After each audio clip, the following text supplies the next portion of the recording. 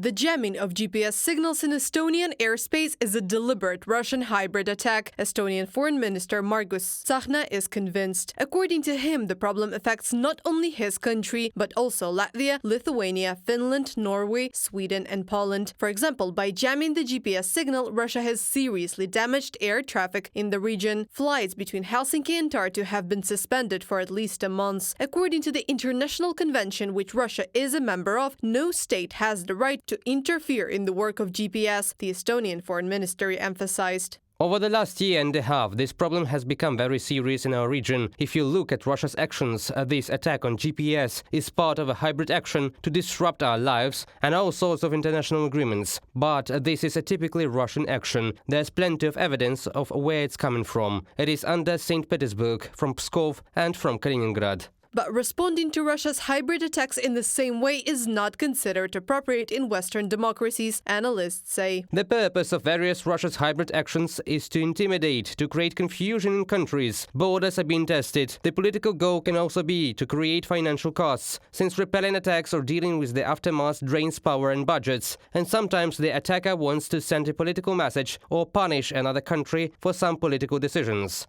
Henrik Prags, senior analyst at the European Centre of Excellence for Countering Hybrid Threats in Helsinki, in a comment to the Estonian Postimees newspaper.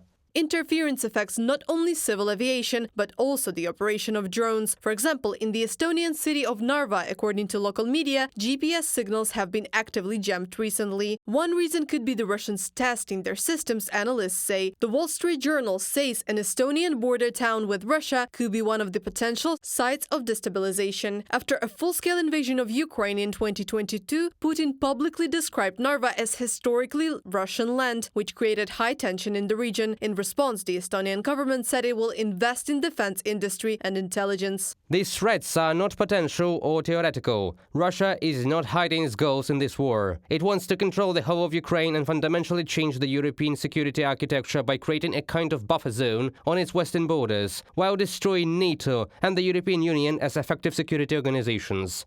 Jonathan Vseviov. Meanwhile, in Estonia on May 9th, on the very border with Russia for the second year in a row, a poster with the inscription "Putin is a war criminal" was hung on the walls of Narva Castle. The flags of Estonia, the European Union and Ukraine were placed on the wall. According to the Ministry of Culture, they are meant to remind the eastern neighbors of the terror that Russia is carrying out on the territory of Ukraine. Reported by Anastasia Tarnavska, Krystyna Dąbrowska, UATV News.